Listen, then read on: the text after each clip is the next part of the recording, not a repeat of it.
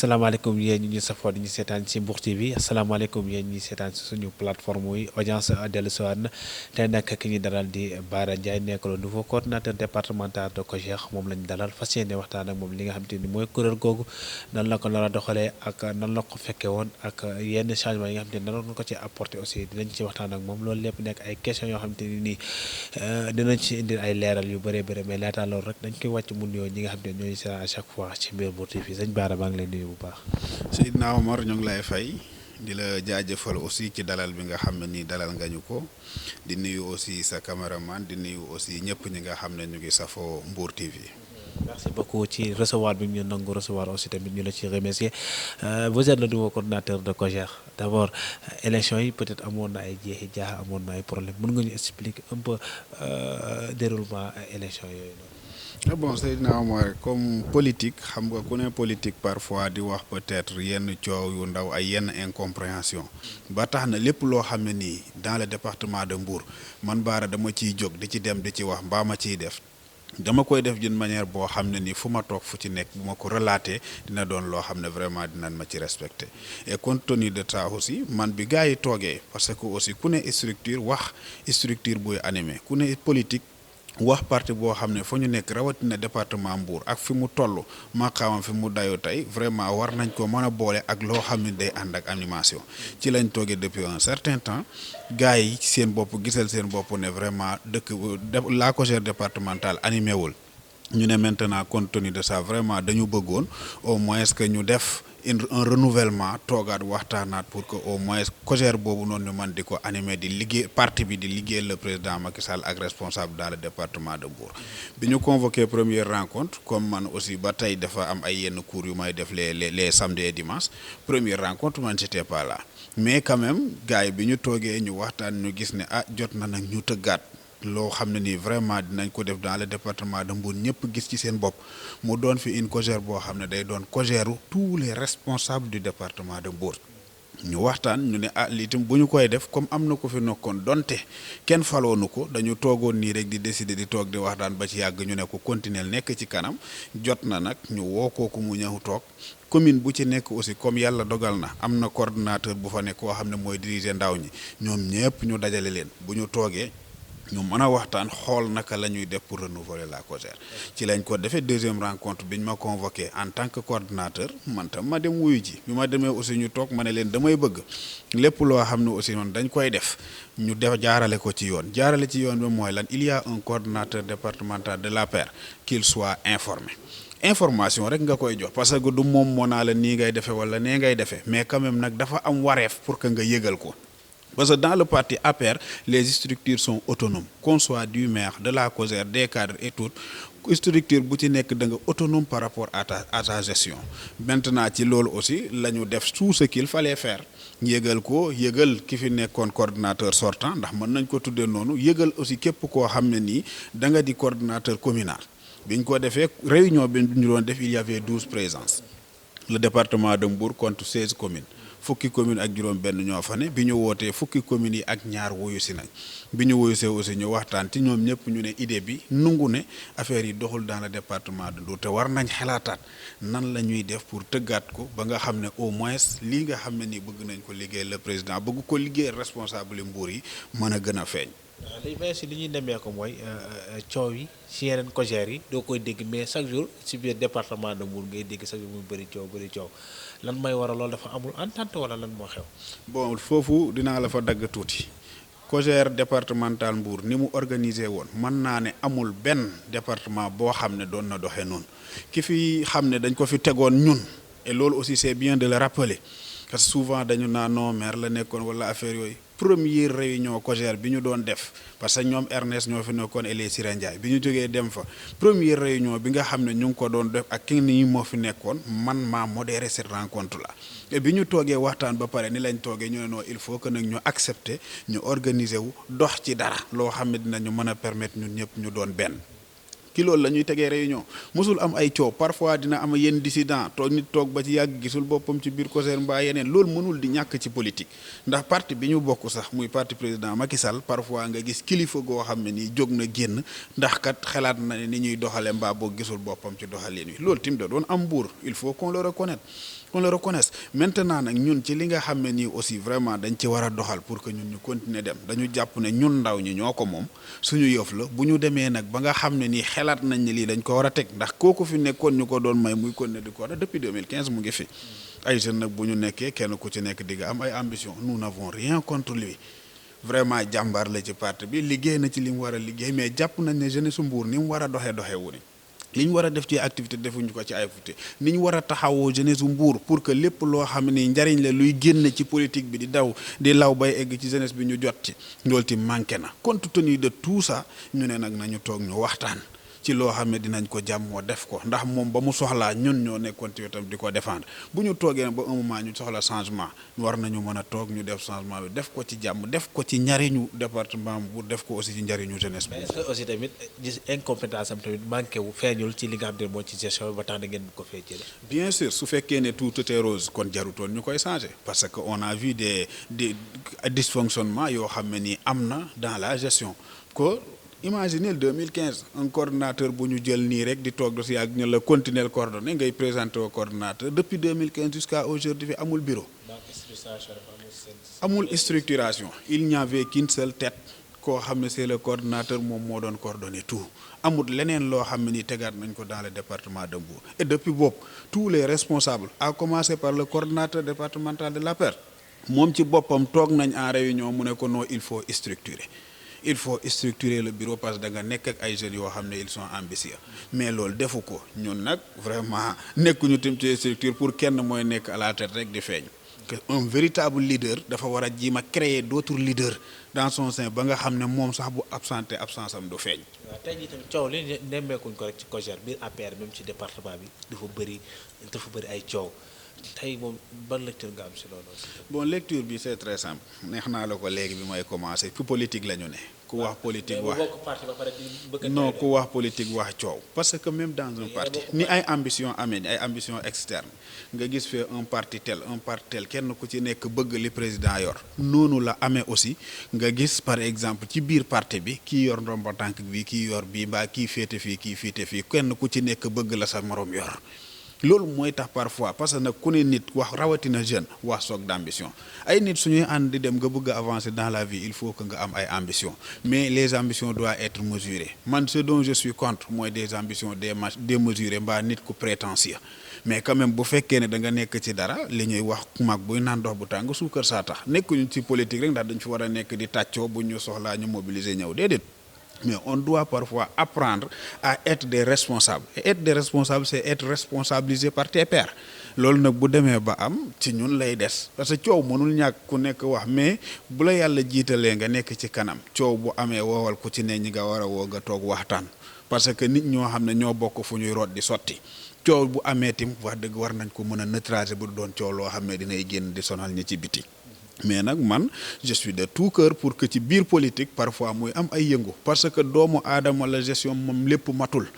bu matul nag li nga xam ne ay dysfonctionnement la nañu ko génne nocci ko waxtaan ci ak moom xool aussi vraiment nan lañ mën a defee ensemble pour que trouver des solutions. tey jii si ambition yi la ñuy ñëw tey jii yow ñu nommé la récemment sa feuille de route nan la nar a nokk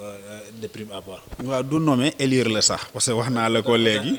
exactement léegi bu ñu la élire dama ko wax premier jour sama déclaration bi ñu tag après bi ñu paree ci élection bi dama ne leen bu leen jàppee que Bara est le chef de la jeunesse de l'APR du département de Mbour. parce que chef mooy kuy joxe ordre mais dama jàpp ne tey laay doon seen ndongo daara di doxal jeunesse bi di leen waxal di leen représenter dignement exactement waxi politicien la mën nañ ko jàppe noonu maintenant nag li ci kanam moom moo ñuy tàggale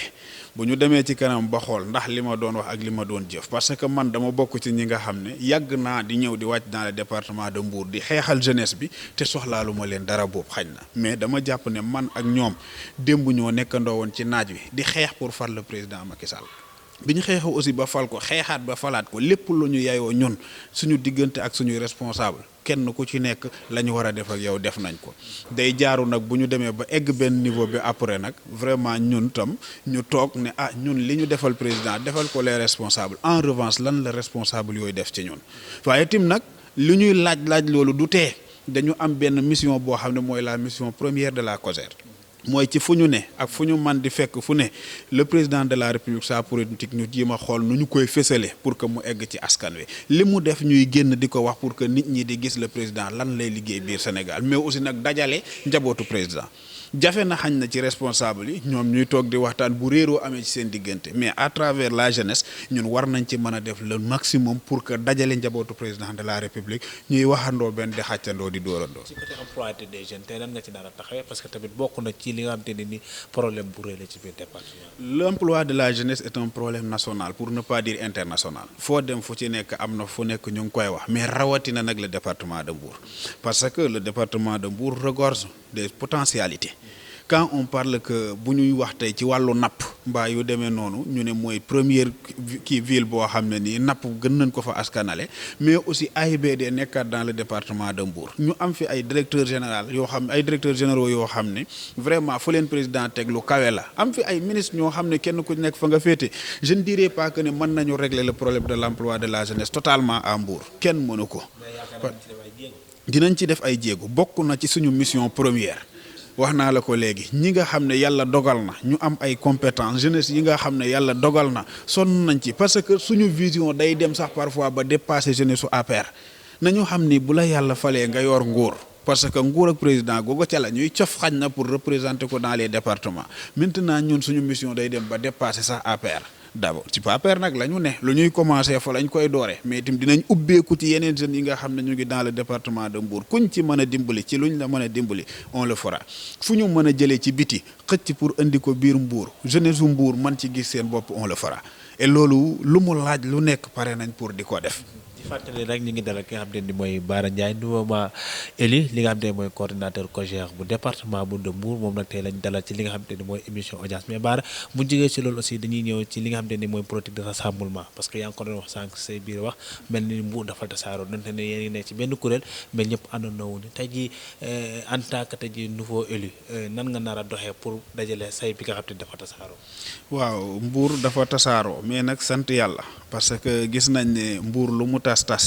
à chaque fois que l'essentiel ñëw taxaw Mbour xam nañu ñu booloo doon benn et loolu li koy wone depuis 2012 amul fi benn élection boo xam ne romb na fi Mbour bu jëlul deuxième mu nga ca troisième en tout cas du dégg génn les 5 premiers au niveau national et loolu li koy wone mooy responsable yi Mbour ni ñu xamee bu farata joxee pour ñu jóg dox ci ñun jeunesse bi aussi ñu xam ne à chaque fois day am lu ñu war suñu diggante ak le président war ñu suñu diggante ak suñuy naataangoo jeune raison pour laquelle saa bu essentiel jotee loo xam ne war nañ ci jóg dox ci ñu jóg dox ci tasaaroo gi nag am na ñu nangu ko te li ko indi mooy li ma la wax léegi ay choc d'ambition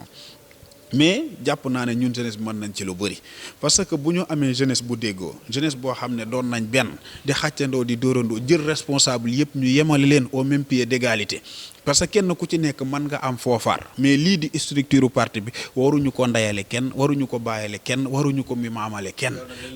nee nañ seen jeunesse bi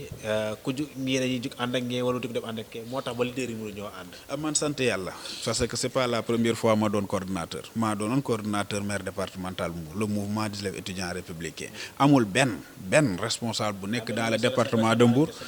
exactement amul benn responsable bu dëkk dans le département de Mbour bu la man ne noo Bara mii de bi muy gérer lool dafa xaaj yoon jëm fii mbaa dafa xaaj jëm fii xam nga lu ma gëm ñun bu ñu demee ba doon coordinateur structure yow da nga autonome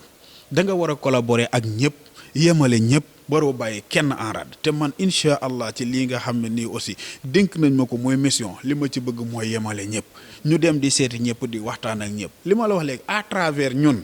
jeunesse bi jàpp naa ne responsable yi war nañoo mën a dem ba mel ni mburoog soow déggoo goo xam ne nii dina jaaxal sax le président Macky Sall parce que nag responsable yi ñoom du ñu saagante ci seen biir duñu xuloo ci seen biir saa boo xuloo amee benn jeune ab diw moo bind ci jeune ab diw mbaa wax ci jeune ab diw heureusement Dieu a fait que ne du man loolu bokkul ci samay habitude te aussi responsabilité ma yor du sama yëf samay père ñoo ma nommé je t'ai dit tantôt que 12 coordinateurs communal bu ñu ñëwee nag man ñu ne non dañ ma nommé ba pare man ma ñëw di xàjj naa damay jëm ci kenn mais ci kenn kooku ma jëm xañ na am na ñeneen ñoo xam ne ils sont contre lui ñan maa war a rassembler ñoo ñëpp nag dajale leen ne leen ñun benn vision lañ am le président Macky Sall la ñuy liggéeyal l'APR la ñuy liggéeyal. Baara kàddu gi neex na de mais ci ëpp nii lañ doon waxee mais bu ñu demee ba ci biir changé jikko. ñaan naa yàlla li nga xam ne mooy kàddu gi may génne mu méngoo ak jëf ji nga xam ne suba ni laay doxee loolu de moom laa doon doxee ba fi ma toll nii tey amul kenn ku ma mën a taxé dans le département de Mbour ne noo kii dafa xaj jëm fi wala dafa xaj jëm fi ku woote ma am jotam dinaa dem woyu ji la te kenn ku ci nekk am naa sañ-sañ yëkkati sama téléphone ma woo la loolu nag laay ñaan yàlla mu continuer lii ñu ma jox ni dama jàpp ne renforcement la pour que noonu ma doon doxee ma continuer di ñu doxee ñii ay responsable lañ xañ na am na foo xam ne toll nañ fa mais luñ ñu ëppalee xam nga man li may ñaan yàlla te di ko yéene bépp jeune département bu Mbour mooy ñoom fi ñu toll tey ñii doonoon ay ministre ñii doon ay directeur seen carrière boobu ñu def ci politique ma ñaan yàlla jeunesse bi dem ba sut leen te jeunesse boobu pour ñu mën leen a sut il faut que ñu amaat éthique amaat principe am yenn yoo xam ne dañ koy juddlewaat xeex xuloo saagante mayewul dara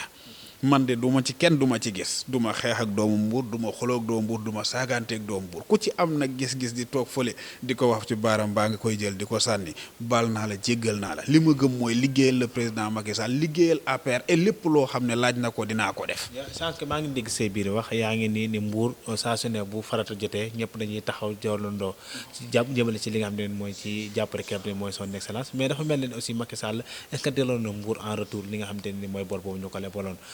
ci wàllu nomination parce que tamit war nañoo dépasser ci cadre de nomination Mbour est trop minime ci li ñuy am ci ay nomination. waaw nañu jàpp nag man ci li ma jàpp le président de la république deseelatul dara Mbour. ci li ma jàpp. ci li ma gis maanaam kon responsable donc ñoo liggéeyal li ma gis jàpp ko ak li ma gis président di ko jëflante ak doomu département bu Mbour jàpp naa ne deseelatul leen dara. bu dee ci wàllu nomination la ñuy wax bu dee ci wàllu nomination la ñuy wax lépp luy poste de responsabilité stratégique bu ñuy jox nit pour mu man dara man di wax man di fekke le président de la république jox na ko doomu Mbour. waaye léegi lu tax Mbour donc mënul avancer donc. loolu xañ na boo toogee ak yenn responsable yi nga xam ne nekkoon nañ ay place mbaa nekk nañ ay place yoo xam ne nii tey am nañu ay relation yu leen mën a permettre ñu woote fenn ñaan fa dara ñu may leen mbaa ñu woote fenn diglante kenn defal leen ñooñu boo leen ko laajee xam ne ils seront mieux placés pour ñu tontu ci mais li ma leer mooy ci li may gis di ko dégg di xool président de la république fa mu teg Mbour leer na ma ne ku naw Mbour la ku safoo Mbour la mais aussi ku gëm doomu Mbour la responsabilité bu nekk jox na leen ko maintenant nag li ciy des mooy que ne tim nañuy fàttaliku ne le président yorut dongu Mbour 45 départements moo am ci Sénégal fenn fu ci nekk le président war fa def dara def gi nag mënta tolloo yaakaar naa li ci Mbour am néew na département yoo xam ne ni am nañ ko nit nag di nga am dara te doo ko xam mais aussi nga am dara soobental ko man tey xam nga la dama jàpp ne ñun li ñu am biir Mbour la ñu valoriser wul te valoriser gi mooy responsabilité bi ñu président jox lan la ñu mën a indil. Par exemple, si tu prends un directeur de cabinet, président nommé la amoo frontière ak benn ministre amoo frontière ak benn directeur mais ci loolu nga war a utiliser kenn ku ci nekk la nga gis mu manqué ca département ba nga ne noonu naa ko woo fii mu dimbali ma ci fii mais nag bu fekkee da nga nekk politique ne doo ñaan kenn doo wax kenn sa soxla doo doxante kenn su boobaa aussi kenn du la may parce que responsable bu ñu fi nommé tim nañu xam ne dafa jiite ay nit ay militants ne ci ginnaawam dafa war a defal militants yooyu de cette même manière que moom boo ko ñaanee mu war la defal man yaakaar naa responsable yi am ay responsabilité à Mbour ñoo war a xoolaat ni ñuy doxale ak Mbour parce que doxal gi du question de la jeunesse tout simplement ñee Mbour waroon na tey bu ñu nee Dakar ne Mbour ñu leen di méngale ci yu bëri parce que nag suñu position géographique may nañu ko position géographique may ñu ko li ñu am aussi ci ay ressources naturelles may nañu ko tey lépp loo xam ne dañ koy génne muy économie Mbour buñ ko wax tey quand on parle de Thiès le grenier bu Thiès grenier économique bu Thiès c'est Mbour mais pourquoi Mbour donc fi mu nekk waru fi mën a dépasser egg feneen loolu nag mënuñu jox responsable du ñi nga xam ne nii mooy les responsables de Mbour donte ñu ngi góorgóorlu man je sais que am na ci ñoo xam ne nii ils ont des projets très ambitieux yoo xam ne ñu ngi koy jël di ko def Mbour quand on prend l'exemple aujourd'hui de Serigne Gueye Diop il a transformé l'intercommunalité qui existe entre Malicounda Nguéniène et Sandiara mais loolu initiative la boo xam ne c'est à saluer ñun ñëpp ku ci nekk war ko saluer mais est-ce que bëri na ay maire yu mel ni Serigne Gueye Diop ñoo xam ne am nañ cette initiative là c'est pas parce que voilà Serigne Gueye moom daf non Serigne Gueye c'est parce que dafay xalaat ne lii war na mën a doxal gis nga doomu aadama bu ñu la joxee responsabilité lay jiitu mooy d'abord xalaatal boo xalaatee ba pare nga def fu may jëlee ji moyens yi boo paree nga jóg dem doxi wuti ko mais malheureusement dans le département de Mbour ñi ngi liggéeyee noonu bëriwut lool jàmbaar lañ nag kenn ku ci nekk ca fa nga féete xañ na yaa ngi fay def la tolloo ak sa man-man parce que nag dañu am aussi un problème ci yenn communes yi nekk dans le département de Mbour am ci communes yoo xam ne amuñu ressource amuñu ay ressources yoo xam ne mën na leen ressources propres yu leen mën a permettre ñoom ñu def dara ci li ñuy def état la ñuy xaar les fonds de l'état fonds de concours ak yeneen pour mën a liggéey seen i biir commune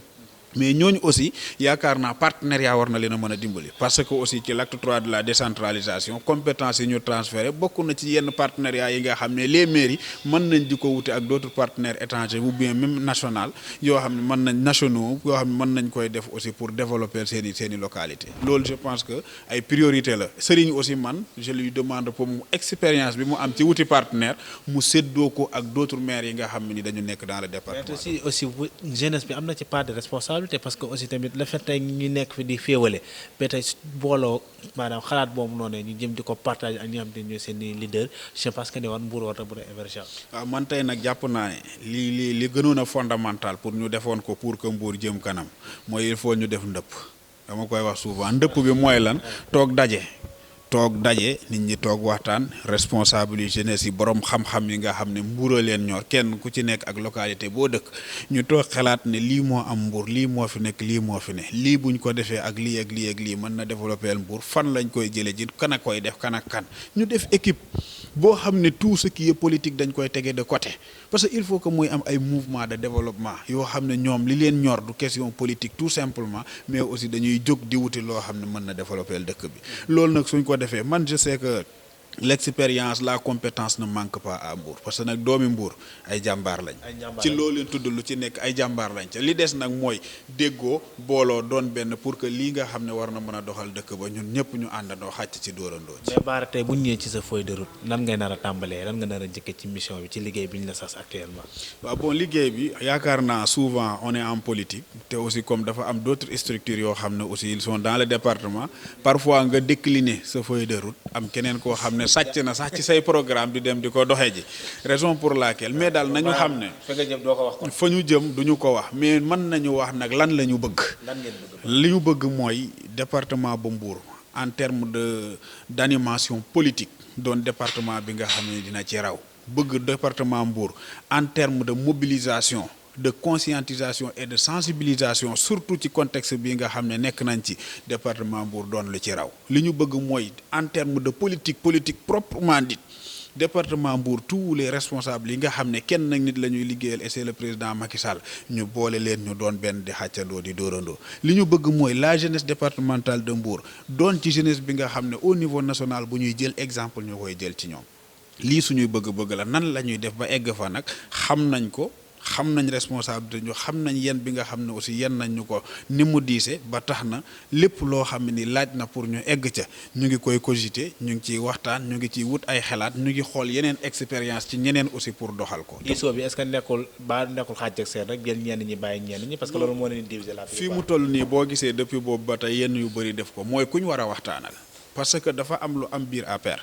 mu am fi ñoo xam ne dañu naa les étudiants wax les jeunes wax les cadres mais diggante les jeunes et les cadres dafa am benn tranche d'âge bu fa ne boo xam ne dañ leen di fàtte mu doon ay ndaw ñoo xam ne xañ na matal nañ 35 ans ëppal nañ ko sax mais nekkuñu tim ci cadre yi ñooñu nag il faut que ñu boole leen ci jeunesse bi pour que ñoom ñu mën a gën a yëg seen bopp ci doxaliinu parti bi ci lañ nekk nag di waxtaan ak ku ñu war a waxtaanal ku ñu war a giseel ñu giseel la pour que benn problème du ci société lépp loo xam ne mën nañ ko def pour dajale njabootu président de la république yi mu boole leen ba nga xam ne bu ñu xàccandoo xàcc bu am doole la ñu doo fu mu dal rek ñu sentir ne fii dara dal na fi loolu daal instant bii nii mooy suñu yitte moo tax ñu ne tekk nag tekk gi nag tekk gooy wax la. waaye parce que yow neexoon ak jot Bara neexoo gis tamit. non neex naa jot neex naa gis parce que man tous les week-ends à moins que peut-être su ma amee cours mais su ma amul cours parce que aussi xam nga boo dee jeune yàlla may la nga am possibilité jàngaat loo mën a yokk ci di jaasa yokk ko moo tax donte tey am na ci lu ma jàpp di ci liggéey mais dama inscrire des cours de week-end yoo xam ne chaque week-end damay dem di jàngi parfois moo tax du may war di mën a ñëwee Mbour du ma koy mën di ñëwee noonu mais quand même à tout besoin damay répondre parce que man du ma toog 3 week-end à 2 week-end yoo xam ne ñëwuma Mbour su ma tëbalee ba tëbal benn week-end laa tëbal dugg fa même bu dee dama fay dugg le samedi soir mu ñëwaat dimanche ma rattrapé wu defi cours je le fais mel na ni semaine passée aussi ñàkk ngeen kenn ko xam ne leader la woon politique ci département bi nekkoon nijaay ci xam ne mooy chef de l'État Macky Sall j'espère que ni am nga message boo ci mën a passé. waaw kooku bon damay commencer d'abord di ko jaale le président de la République son excellence Macky Sall mais aussi di ko jaale ay mbokki boppam ak ay mbokki politique am parce que jàmbaar la woon ci waar yi bi ma déggee nouvelle boobu noonu muy nouvelle bu triste vraiment boo xam ne ñu ngi koy ñaanal yàlla na ko yàlla yërëm te xare ko àjjana li mu bàyyi aussi yàlla teg ci loxo bi ma ko déggee dama ne nit ku dëggu dem na parce que xam naa ko ci réunion yu ñu doon daje xam naa ko ci position yu mu doon jël jàmbaar la woon ci parti bi bokk na ci ñi nga xam ne ñoo xeex pour installer le parti APR à Mbour mais aussi bokk ci ñi nga xam ne kenn mënul leen di leen féetale ci kii la far wala fee parti bi la mas a faral le président Macky Sall la mas a faral liggéey ci nag lu mucc ayib ku mel noonu nag bu fi jógee yaakaar naa dafa war a doon njàngat ci ñun ñi nga xam ne ñoo fi des rawatina les politiciens ñu xam ne fii kenn dëkku fi bu ñu jël politique rek nekk ko ci suñu kanam parce que keroog bi mu fi jógee responsable jóge na fu ne dans le département de Mbour ñu daje këram te tey nit koo fi man di noonool tim suba bu fa loolu bu ko dalee mbaa mu dal ci njabootam ñun ñëpp dinañ mobiliser waat daloo ci këram donc loolu njàngat la boo xam ne nañuy rafetal diggante yi ndax fii lu ñu fi man di am saxul te suñu relation humaine yi nga xam ne dañ ko war di sàmm lépp loo xam ne mën nañ ko ci def nañ koy def di gën di ci góorgóorlu loolu daal laa am ci jàngat boo xam dinaa ko lancer samay mbokki APR muy responsable muy jeune nañuy rafetal diggante yi di bàyyi wax bu ñaaw bi mais aussi di bàyyi xiiroo goo xam ne amul njariñ nit bu ñu nekkee ci politique ku nekk sañ ngaa bëgg mais sa bëgg-bëggu morom bul ko bëgg yow sa bëgg-bëgg di xañ keneen bëgg-bëggam waaw. Bara presque jeexal na ñaar li ñuy dese ci émission bëreetul mais nag récemment aussi actualité bi moom mënuñu koo ñàkk bañ a laal te li xew tamit donte ni c'est un peu civil mais aussi ñenn ñi ne den ko politiquer ba ñu leen ci ñu ngi ciy dégg lu ne mais boobu ba léegi lii di APR dégguñu kenn yéey ci yàbbi lu tax silence boobu loolu selon yow. man jàpp naa ne APR bu ñu leen ci déggoon ñu yéey ci yàbbi mbaa ñu wax ci dañuy wax ci lu ñu xamul gis nga yàlla dafa dogal man je suis apprenti juriste droit laa def. dañu naa une affaire privée mooy man Bara Ndiaye ma jote ak Omar man ak Omar bu ñu jotee suñu mbir nañu ko lijjanti fañ ko war a lijjantee ca yoon loolu yoonu APR nekku ci yoonu politique nekku ci mbir mii nag koo ci dégg mu wax ci ku ci ne naa da ciy jël position mooy li ma wax bërki dem ñaari nit bu ñuy jote fu kenn fekkewul képp ku cay wax da ngay waxe sama xel ñaar fu ñu jotee ñoo xam ne keneen fekkewul képp ku ciy wax da ngay waxe sam xel te boo waxee ak sam xel rek di jàpp xel bu rafet ñaare nga far mën na ca dugg ñun nag lii du suñu mbirum privé la diggante Adji la ak Sonko ñoom ñaar nañu dem fa mbaxana doone benn ñu reyu fa parce que man dama gis ne cëpp ji rek yàkkamte la. Bara est-ce que loolu yombul tamit. billaay si saaga yàkkamtee xeex la. mais non yombul mbiru Adji Sonko la te ñu gis nga ni Sonko moo nekk seen principal rival ci opposition. waaw mais Sonko bu dee principal rival si ko dañu ko nangul que ne avant que muy doon politicien mbaa rival Sonko d'abord sénégalais la. Adji tim nañ ko nangul malgré ay atam yu tuuti malgré ñàkk jëmmam ñàkk ak solom nañ ko jàppal ne sénégalaise la ñaari sénégalaise nag bu ñu dajee di xeex képp kuy sénégalais te sa yoon nekku ci xam nga li la war mooy lan maandu. mbir mi am na fu mu tege il faut qu'on fasse confiance à la justice de notre pays ñi nga xam ne ñoo fa dem loolu la ñu jàng ci loolu la ñuy liggéey loolu la ñu yore seen ak njaboot ñun nañu gëm ne gënuñu leen a bëgg Sénégal te gënuñu leen a dëggu la ca war ci Sonko la ca war ci Adji kenn ku ci nekk man jàpp naa ne dinañ ko def maintenant nag ci APR wala PDS wala keneen war na ci wax ku ciy wax da ngay wax ak sa nafsu bakkan di wax ngir sa yow sa position ba nga féete mais waxoo ci ngir loo xam baa nga wax ci ngir dara man nag dès lors que noonu foofu la féete yenn question surtout des questions très sensibles de ce genre là man très honnêtement amuma ci position bu mooy jël di ko ci teg mais daal li leer ba wóor Sonko taqal na président nee na dafa ne ci ginnaawam ak yeneen Sonko problème bi président porté wu ko plainte noonu tax ma ne la Sonko na xam ne le président de la République porté wu ko plainte Sonko na xam ne amul affaire ak APR amul affaire ak le président ki mu amal affaire mooy Adji dama ne même bu ñu lay kompaloo xanaa kon moom moo ko yombal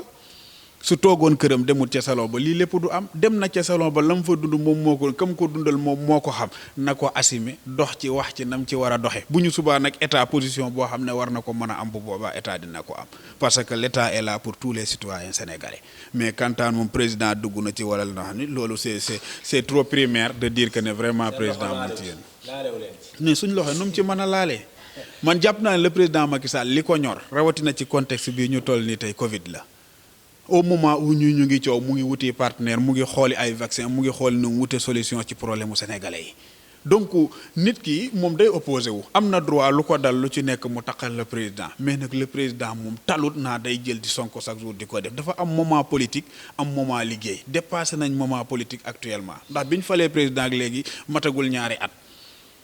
ñaari at donc président li ko war mooy liggéey pour que sénégalais yi li ñuy xaar ci moom mu am ko Sonko nag li ko war mooy di opposé wu di victimiser wu ngir mu am affection sénégalais yi mu ngi ci rôle am le président mu am affection am na ko sénégalais bëgg lañ ko mais affection bi de man gisuma ko en 2019 mais 2019 da yàggul dara dem rek bi mu wootee sénégalais yëpp génn wootee xam nga sénégalais am na ñoo xam ne nii tey da ngay romb fii gis ñuy sànni xeer xamoo sax li xew nga dem force xeer sànni c'est-à-dire ñiy voté ak ñi nga xam ne ñooy fale wane nañ seen décision wane nañ ki ñu bëgg wane nañ ki ñu àndal te mu doy leen 2019 soriwul ñun la ñu bëgg parce que ñun lañ jox majorité dès le premier tour am réew bu ñu fi nekkee ak li ñu doon wax ci Macky Sall kenn ku ci nekk jóg candidat yi néew lool am ñoo xam ne demuñu élection et pourtant ñi demul élection mën nañ jàpp ne xañ na seeni électeur fee la malgré tout président laminé leen dès le premier tour loolu bu ñuy toog naa kan la sénégalais yi bëgg c'est pas une question sénégalais yi ki ñu bëgg la ñu voteel ki ñu bëgg moom moo gagné te kooku aussi am na programme boo xam ne mu ngi koy doxal na ca continuer yeneen wax ji ñuy wax nag ay waxu xale la li ñu mooy wax chaque jour rek ku sa gémmeñ di nàcc doo wax jàmm. waaye léegi ñëw un peu wax nga ko sànq contexte Covid 19 bi première vague bi gis ngeen ne amoon ngeen rôle bu leen ci taxee mais ci deuxième vague bi ci département de Mbour moom dañu furaas nañ ci nemmeeku du communication du joxe masque du def dara yow moom vous êtes nouvellement élu parce que loolu sa combat war na bokk say combat. yaakaar naa léegi yaa ngi may wax décliner say ambition nan nga war a doxalee bëgguma la ko wax mais mel na ne nag yaa ngi may xëj di ma woon ne fii nga war a waxee donc loolu moom xamal ne ñun Mbour la ñu dëkk te amuñu aussi lu ëpp Mbour yaakaar naa benn doomu Mbour buñ ko ñàkkee mbaa benn doomu Mbour nekk ci tawat mel na ni ñun ñëpp ñoo ci nekk raison pour laquelle lépp lu mu laaj ci wax ci jëf ci def dans le département de Mbour pour que cas yi nii gën faa mën a wàññeeku mbaa sax dootu fa am dinañ ko def kañ lañ koy def ak nuñ koy defee fuñ koy defee nag loolu moom nañu ko denc mais quand même xamal ne très bientôt di nga gis ne doomi Mbour yi kat fàttewuñu Mbour te ñu ngi biir Mbour lépp loo xam ne liggéey la ñu def ko et loolu ñun duñ ci wéet que muy responsable yi que muy femme yeeg comme mën a doon ku ci nekk dinañ la woo ci lii nga xam ne nii xeex la pour ñu xeexal ko ngir suñu askan. kon baax na Bara ñu ngi lay gërëm bu baax a baax j'espère que débat bi c'était intéressant aussi tamit le fait nga ñu dalal ñu vraiment ça nous fait tellement plaisir di fàttali nag actuellement nii sax ci biir université lañ ko fekk ngi dafa moom émission bi mu di ko di am bégte ak contentement di la bàyyi nga jox sa kàddu gu mujj. merci beaucoup Omar man maa leen di sant di leen gërëm di sant aussi di gërëm ñi nga xam ne ñooy la jeunesse départementale de Mbour rawatina ñi nga xam ne vraiment doyloo nañ ma jiital ma teg ma ci kanam ci ngërëm loolu aussi ma ciy gërëm le coordinateur national Moussa Sow moom aussi ci taxawaayam ak xeex bi nga xam ne mu ngi koy xeex depuis Covid bi amee di leen sant di leen gërëm vraiment di sant ñëpp ñi nga xam ne aussi ñoo ngi ñuy seetaan di jox rendez-vous nag à la jeunesse départementale de Mbour dans les prochains jours. merci beaucoup Bara Ndiaye nekk le nouveau élu du coordinateur COJER de Mbour moom nag moom nañ élu récemment moom nga xam ne nii moo war a ñëw li nga xam ne ni mooy ay feuille de route am nag nangu ñu soo wax carrément li mu war a def mais nag lenn li xaw na koo souligner di ko gërëm bu baax a baax ci li nga xamante ne nii mooy dalal ak ñu dalal di leen jox rendez-vous très prochainement seen beneen émission audience ak yeneen invité jërë ngeen jëf.